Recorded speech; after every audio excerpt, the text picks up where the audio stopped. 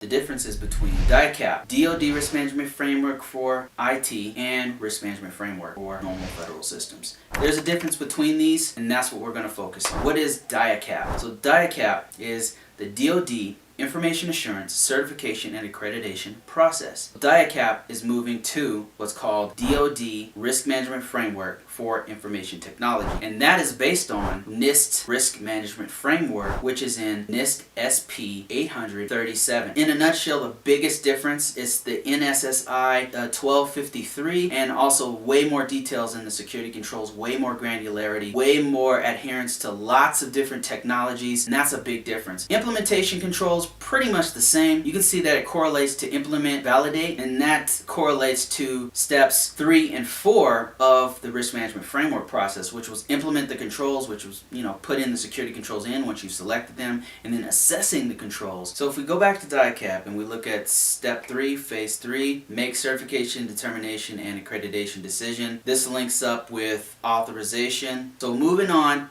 back to DIACAP and looking at maintain authorization, you'll see that this links directly up with monitoring, continuous monitoring of controls. It's just making sure that our system maintains a certain security posture. And so that's the same with DoD Risk Management Framework, and it's the same with vanilla risk management for normal federal systems. The difference here is that when we go back to DIACAP and we're looking at decommissioned system, which is the final 5th step of DIACAP, you don't see that in the steps of risk management. However, that doesn't mean that you don't decommission systems. You just do it as a part of your continuous monitoring. If your system is at the end of its life cycle, of course you would actually decommission that system. If you look at the top 2 steps of the risk management framework, that's where the real difference is between DIACAP, DoD Risk Management Framework, and regular risk management framework. DoD uses FIPS 199 as well as CNSSI 1253 to determine what security controls are going to be used and what categorization that national security system will use. And so those are the main differences that you'll see.